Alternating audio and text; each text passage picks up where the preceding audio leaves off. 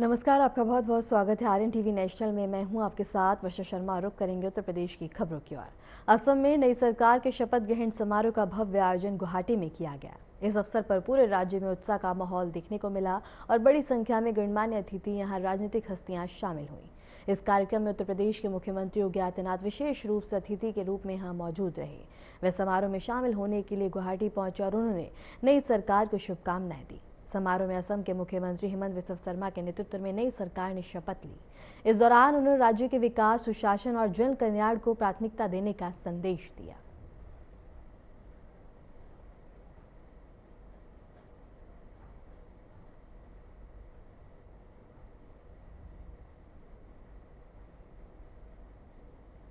और गुवाहाटी में बता दें कि शपथ ग्रहण समारोह का भव्य आयोजन किया गया, जहां बता दें कि असम में नई सरकार के शपथ ग्रहण समारोह का भव्य आयोजन किया गया।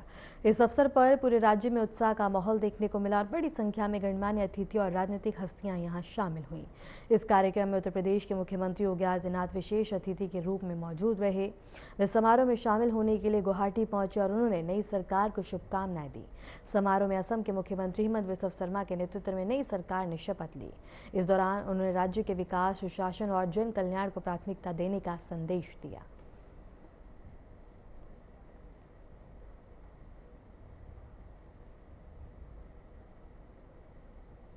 और असम सरकार का शपथ ग्रहण समारोह, हेमंत बिस्वा शर्मा ने यहाँ सीएम पद की शपथ ली है और इसके साथ ही बता दें कि यहाँ सीएम योगी आदित्यनाथ भी मौजूद रहे और यहाँ कहीं राजनीतिक हस्तियां भी मौजूद रही हैं।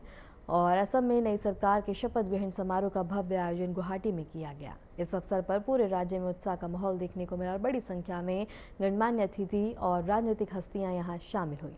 इस कार्यक्रम में उत्तर प्रदेश के मुख्यमंत्री योगी आदित्यनाथ भी मुख्य अतिथि के रूप में मौजूद रहे।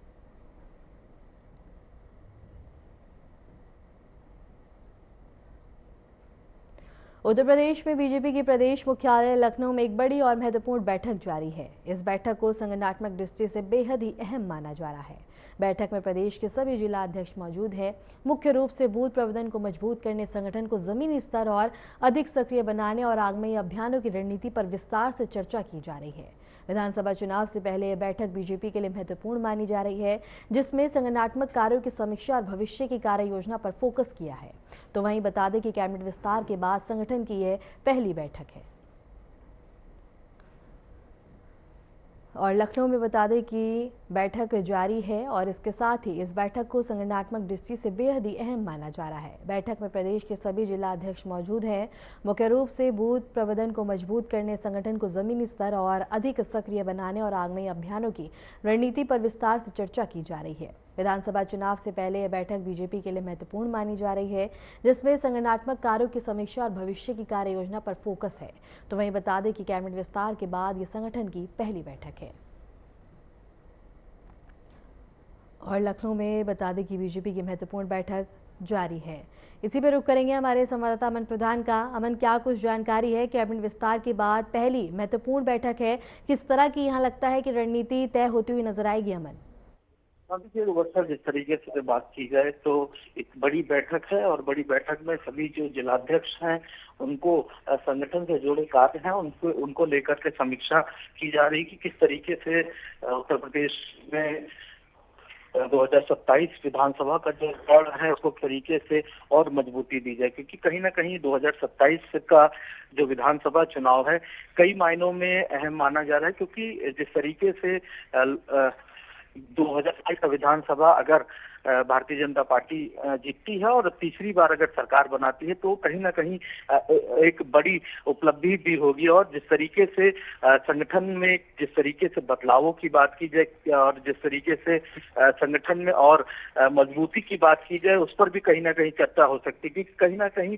सरकार की प्राथमिकता थी कि पहले जो सरकार है उसकी कार्यशैली को और बेहतर बनाया जाए, उसके लिए कैबिनेट विस्तार किया। उसके बाद लगातार जो संगठन के कार्य हैं उन पर भी कहीं ना कहीं एक लंबी चर्चा हुई और उसकी चर्चा के बाद संगठन को और मजबूती देने के लिए जो संगठन की तमाम बैठकें हैं वो की जा रही है। उसी के साथ ही साथ आज एक बड़ी बैठक है जिसमें सभी जो जिलाध्यक्ष हैं उनके साथ एक समीक्षा बैठक की जा रही, जिसको खुद अध्यक्षता जिसकी अध्यक्षता खुद जो प्रदेश अध्यक्ष है वो ले रहे हैं। साथ ही साथ संगठन मंत्री धर्मपाल सिंह भी मौजूद है। तो एक बड़ी बैठक है। उस बड़ी बैठक में जो सभी जो जिलों के जिस तरीके से और बेहतर जो वर्क कैपेबिलिटी है उस पर कहीं ना कहीं चर्चा हो सकती है, क्योंकि प्रदेश सरकार की जो कई योजनाएं चल रही हैं उन योजनाओं के साथ ही साथ उन योजनाओं को किस तरीके से जन जन तक पहुंचाया जाए और किस तरीके से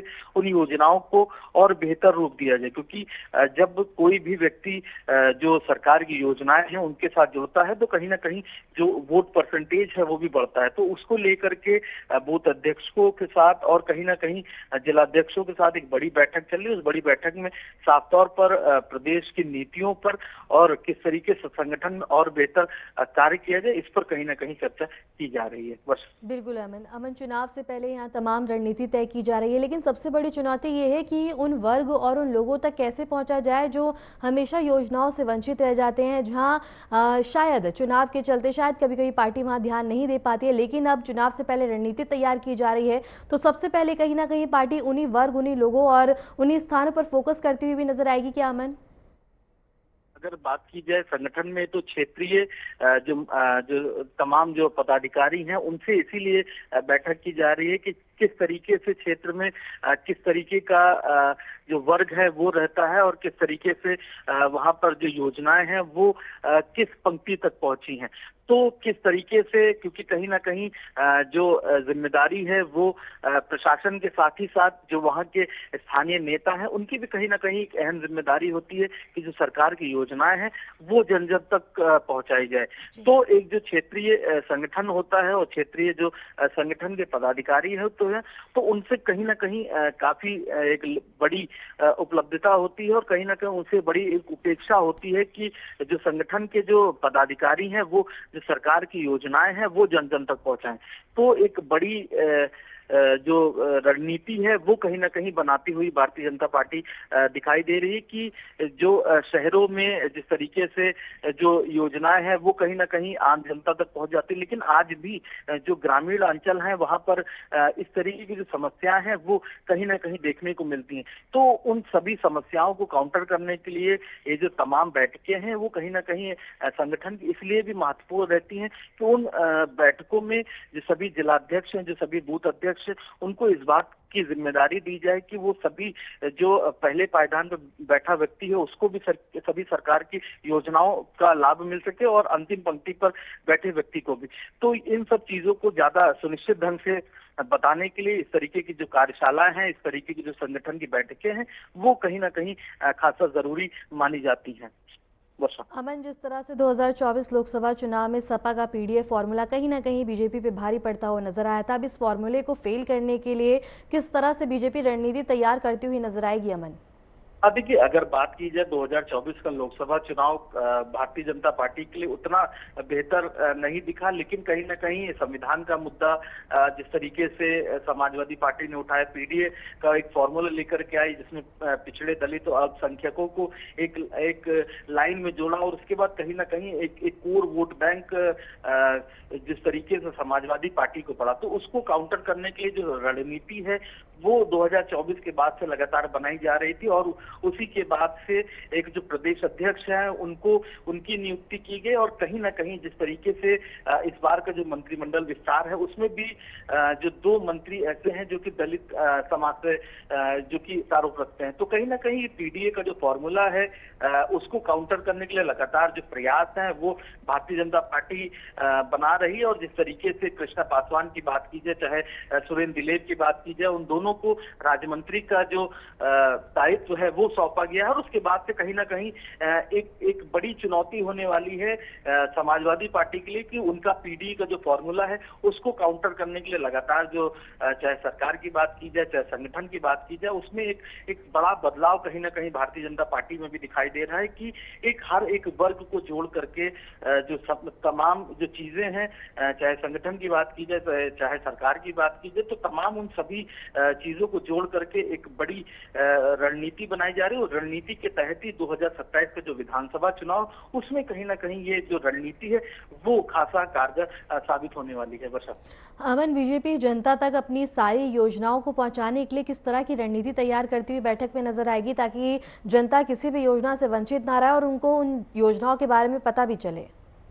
देखिए, अगर साथ ही साथ अगर इस तरीके से बात की जाए तो जिलाध्यक्षों को इसीलिए जो तमाम बैठक है उसमें ये सभी जो सरकार की योजनाएं हैं वो बताने के लिए बुलाई जाती हैं कि जो सरकार की किस तरीके से कौन से वर्ग के लिए विशेष जो योजनाएं हैं वो चल रही हैं, कि उन योजनाओं से उन लोगों को जोड़ा जाए। एक बड़ा एक समय होता है, क्योंकि जो सरकार की योजनाएं हैं वो कहीं ना कहीं जो जिले तक पहुंचती, लेकिन कहीं ना कहीं उन लोगों तक नहीं पहुंच पाती, क्योंकि एक साक्षरता का जो एक परिणाम होता है वो कहीं ना कहीं खासा कम होता है शहरों की अपेक्षा गाँवों में। तो उन सभी लोगों को एक माले में पिरोने के लिए जो सभी जिलाध्यक्ष हैं, जो सभी बूथ अध्यक्ष हैं, उनको सरकार द्वारा माफ करिएगा संगठन द्वारा ये सभी चीजें मुहैया की कराई जाएंगी। और कहीं ना कहीं उनसे डेटा भी मांगा जाएगा कि इस तरीके के लोगों को आप चिन्हित करें कि जिनको सरकार की योजनाएं नहीं मिल पा रही हैं। तो शायद ही उन सभी लोगों को जब वो सभी लोगों को जो सरकार की योजनाएं हैं वो मिल जाएंगी, तो कहीं ना कहीं जो भारतीय जनता पार्टी का जो वोट बैंक है उसमें काफी बढ़ोतरी होगी। तो इस तरीके की जो बैठक है, इस तरीके की जो चीजें हैं, उसमें कहीं ना कहीं संगठन की चीजों में सरकार की जो योजनाएं हैं उनमें कहीं ना कहीं बहुत ज्यादा चर्चाएं होती हैं कि सरकार की योजनाओं तक सभी व्यक्तियों तक पहुंचाए जाए, जिससे कहीं ना कहीं जो लोग हैं वो ज्यादा से ज्यादा सरकार के साथ रहें और ज्यादा से ज्यादा सरकार के हित में वोट करते हुए नजर पाए। ठीक है अमन, आपका बहुत बहुत शुक्रिया हमारे साथ जुड़ने के लिए, तमाम जानकारी साझा करने के लिए। तो वहीं अंतर्राष्ट्रीय नर्स दिवस के अवसर पर मुख्यमंत्री योगी आदित्यनाथ ने सभी नर्सिंग कर्मियों को हार्दिक शुभकामनाएं दी। मुख्यमंत्री योगी ने सोशल मीडिया प्लेटफॉर्म एक्स पर पोस्ट करते हुए नर्सों के कार्य की सराहना की। उन्होंने लिखा कि सेवा, संवेदना और समर्पण की संजीव प्रतिमूर्ति नर्सें स्वास्थ्य व्यवस्था की मजबूत आधारशिला हैं। उन्होंने सभी नर्सिंग कर्मियों को बधाई देते हुए कहा कि कठिन और विपरीत हालात में भी नर्सें लगातार अपनी सेवाएं देती हैं, जिससे समाज को नई आशा और सबल मिलता है। मुख्यमंत्री ने नर्सों के योगदान को समाज और स्वास्थ्य व्यवस्था के लिए अत्यंत ही महत्वपूर्ण बताते उनके प्रति सम्मान और आभार व्यक्त किया है।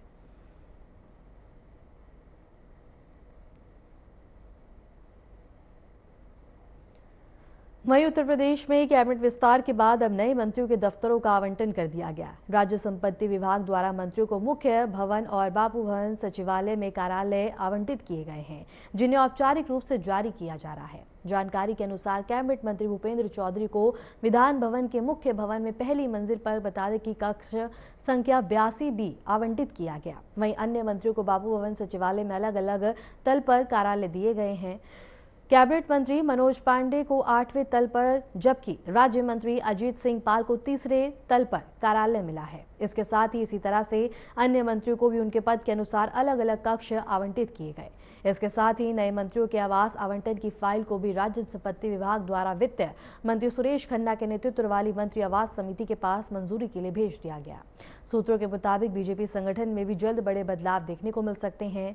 प्रदेश अध्यक्ष की नई टीम में लगभग 60% नए चेहरे शामिल किए जाने की संभावना है, जिससे आगामी विधानसभा चुनाव को देखते हुए सामाजिक और क्षेत्रीय संतुलन साधा जा सकेगा।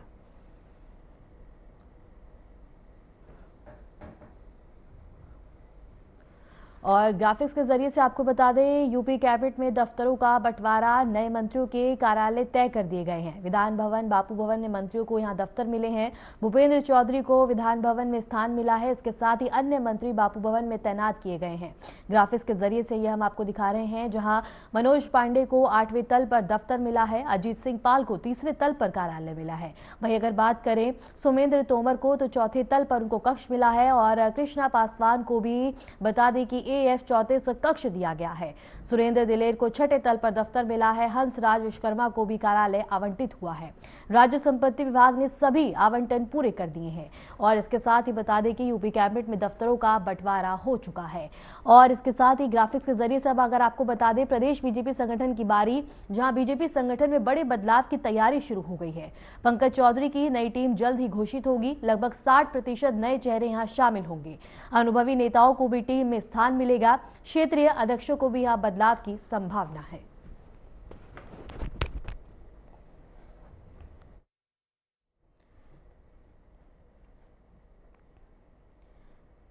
वहीं उत्तर प्रदेश में समाजवादी पार्टी के सांसद अजेंद्र सिंह लोधी के प्रधानमंत्री नरेंद्र मोदी पर की गई टिप्पणी को लेकर राजनीतिक विवाद खड़ा हो गया। बता दें कि सपा सांसद ने एक पार्टी कार्यक्रम के दौरान संवाददाताओं से बातचीत में प्रधानमंत्री के खर्चों में कटौती बयान पर अपमानजनक टिप्पणी की। इस बयान के बाद मामला तूल पकड़ गया और राजनीतिक माहौल गर्मा गया।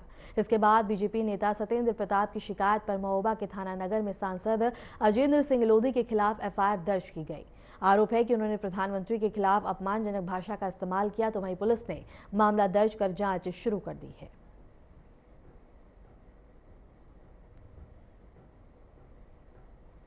साथ ही उत्तर प्रदेश में हुए कैबिनेट विस्तार के बाद काशी क्षेत्र का राजनीतिक प्रभाव और अधिक मजबूत हो गया। मंत्रिमंडल में वाराणसी को एक और बड़ा प्रतिनिधित्व मिला है। काशी से वरिष्ठ नेता बता दें कि हंसराज विश्वकर्मा को राज्य मंत्री बनाया गया है। उनके मंत्री बनने पर वाराणसी पहुंचने पर कार्यकर्ता और समर्थकों ने उनका जोरदार स्वागत किया। हंसराज विश्वकर्मा लंबे समय से प्रधानमंत्री नरेंद्र मोदी के संसदीय क्षेत्र वाराणसी में संगठन को मजबूत करने में सक्रिय रहे हैं। वे लगातार 3 बार बीजेपी के जिला अध्यक्ष भी रह चुके हैं और उत्तर प्रदेश विधान परिषद के मनोनीत सदस्य भी हैं।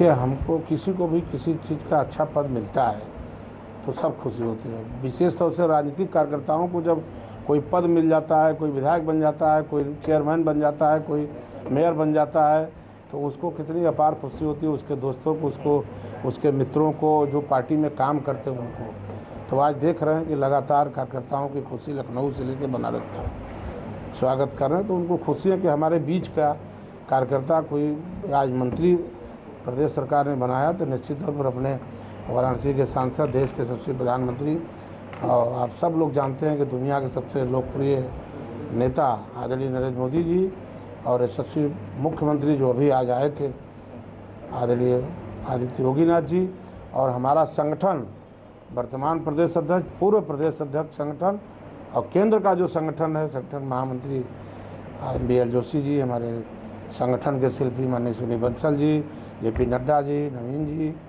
सभी धर्मेंद्र प्रधान जी, जितने अपने सब लोगों ने सोच समझकर निर्णय लिया है, तो मैं उनका हृदय गहराइयों से बहुत आभार व्यक्त करता हूं। बहुत उनका चरण वंदन करता हूं। सच्चाई को नकारा नहीं जा सकता है। यह हमारा भारत जो है जाति वंश में चलता है, लेकिन हर आदमी का सोच अलग है। हम जिस समाज से आते हैं, विश्वकर्मा समाज से आते हैं, जरूर उनका भाव मेरे प्रति है, मेरा भी भाव उनके प्रति है, लेकिन मेरी जो असली सोच है वो राष्ट्रवादी सोच है। मैं भारतीय जनता पार्टी को आगे बढ़ाने के लिए, राष्ट्र को आगे बढ़ाने के लिए आज 10 साल से परिश्रम कर रहा हूं। तो आज आपने देखा है बनारस के अंदर आज़ादी के बाद पहली बार ऐसा हुआ कि चाहे चेयरमैन हो, चाहे मेयर हो, चाहे 8 विधायक हो, चाहे अपने 8 ब्लॉक प्रमुख हो, चाहे जिला पंचायत सदस्य, सब हम लोगों ने कोशिश कर कार्यकर्ताओं का एक व्यवस्था बनाकर कार्यकर्ताओं के अंदर एक ऊर्जा भर के और सब जिताने का हम लोगों ने काम किया। तो वहीं बाराबंकी में महाराणा प्रताप जयंती कार्यक्रम के दौरान एक राजनीतिक विवाद खड़ा हो गया। कार्यक्रम में यूपी सरकार के खाद्य और रसद मंत्री सतीश वर्मा का बयान चर्चा में आ गया, जब भाषण के दौरान उन्होंने सम्राट अकबर की तुलना रावण से कर दी। मंत्री का यह बयान सोशल मीडिया पर तेजी से वायरल हो गया है। इसके बाद क्षेत्रीय समाज के लोगों में नाराजगी देखने को मिली और उन्होंने इसे ऐतिहासिक भावनाओं के खिलाफ बताया। फिलहाल इस मामले पर राजनीतिक बहस तेज हो गई है और मंत्री की तरफ से कोई आधिकारिक सफाई नहीं आई है। पूरा जब देश समूचा, जब अकबर को पूरा देश उनको स्वीकार करता, और तब एक अकेला रावण अकबर को ललकार। केवल एक अकेला राणा जो वो उस समय अकबर को ललकारने का काम कर रहे हैं। तो आज महाराणा प्रताप जी की जयंती पर आज सब यहाँ पर एकत्रित हुए। तो आज हम सबको जो उन्होंने रास्ता दिखाने का काम किया है मातृभूमि की रक्षा के लिए, सनातन संस्कृति के लिए, हिंदुत्व की रक्षा के लिए जो आज हम सबको रास्ता दिखाने का काम किया है, आज हम सब उनके बताए चिन्हों पर चलने का काम करें, तभी वास्तविक रूप से इस कार्यक्रम की सफलता निर्धारित हो पाएगी। प्रयागराज से बड़ी खबर है, जहां नकल गैंग का बड़ा खुलासा हुआ है। पुलिस ने 13 आरोपी को गिरफ्तार किया है। परीक्षा नकल कराने वाले गिरोह को पकड़ लिया गया है। संगठित नकल रैकेट का यहां पर्दाफाश हुआ है। प्रयागराज पुलिस की बड़ी कार्रवाई लगातार जारी है। इस वक्त की बड़ी खबर आपको बता दें, जहां प्रयागराज में एक अहम खुलासा, नकल गैंग का बड़ा खुलासा हुआ है। पुलिस ने 13 आरोपियों को गिरफ्तार कर लिया है। परीक्षा नकल कराने वाले गिरोह को पकड़ लिया गया है। संगठित नकल रैकेट का पर्दाफाश हुआ है। प्रयागराज पुलिस की बड़ी कार्रवाई यहां देखने को मिली है।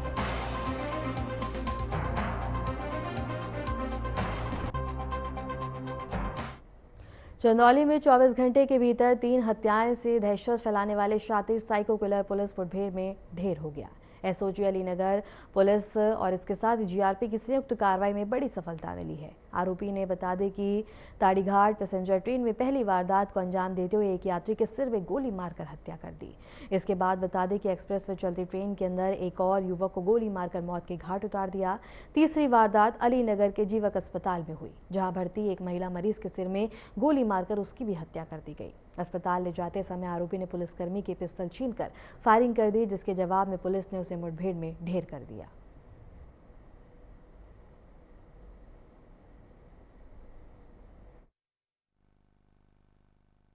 देखिए, थाना अलीनगर क्षेत्र में दिनांक 10 और 11 में 3 घटनाएं हुई थी, जिनमें 3 अलग अलग व्यक्तियों की गोली मार करके हत्या कर दी गई थी।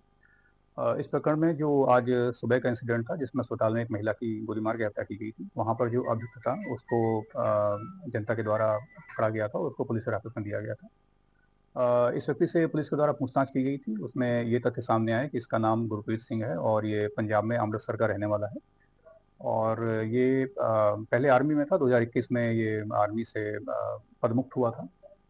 उसके बाद से ये बीती 29 अप्रैल को ये पंजाब से बिहार आया था, जो इसके द्वारा बताया गया कि सिक्योरिटी गार्ड की नौकरी करने आया था। और इसके द्वारा ये भी बताया गया कि शराब पीने का बहुत ये लती था, जिसके से इसको नौकरी से निकाल दिया गया था। उसके बाद से ही ये आक्रोशित था और विचलित था। इसके बाद नौकरी से निकाले जाने के बाद 9 तारीख को ये ट्रेन के माध्यम से बिहार जनपद आरा से प्रयागराज और चंदौली इन क्षेत्रों में घूम रहा था। चंदौली में 10 तारीख की सुबह पैसेंजर ट्रेन में इसके द्वारा एक व्यक्ति गोली मार के हत्या की गई थी। इसके बाद उसी दिन रात में, जो कि 11 की सुबह, जम्मू तवी एक्सप्रेस ट्रेन में वहाँ भी इसके द्वारा एक व्यक्ति गोली मार के हत्या की गई थी। और आज सुबह जो मैंने घटना बताई, अस्पताल में एक महिला की गोली मार के हत्या की गई थी। इस सारी पूछताछ के बाद जो जीआरपी की टीम और एसओजी एवं थाना पुलिस के द्वारा इसको जो क्राइम सीन रिक्रिएशन था, उसके लिए पहले थाना रेलवे स्टेशन मुगलसराय लेके गए थे।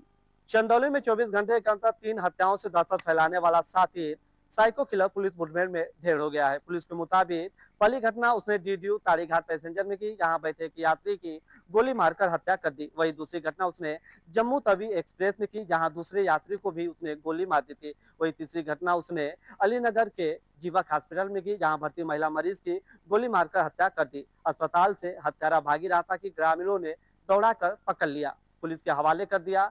पुलिस आरोपी को घटनास्थल दरियापुर ले जा रही थी कि उसने पुलिस पर ही फायर जोक दिया। जवाबी कार्रवाई में पुलिस ने आरोपी को गोली मार दी। इलाज के दौरान आरोपी की मौत हो गई। वही घटना में 2 पुलिसकर्मी भी घायल बताए जा रहे हैं। पुलिस शव को कब्जे में लेकर आगे की कार्रवाई में जुट गई है। वहीं आरोपी गुरमीत सिंह पंजाब के अमृतसर का रहने वाला बताया जा रहा है। सुजीत कुमार, आर्यन टीवी, चंदौली। फिलहाल के लिए उत्तर प्रदेश की खबरों में इतना ही, और ऐसे उत्तर प्रदेश की तमाम खबरों को जानने के लिए देखते रहें आर्यन टीवी नेशनल।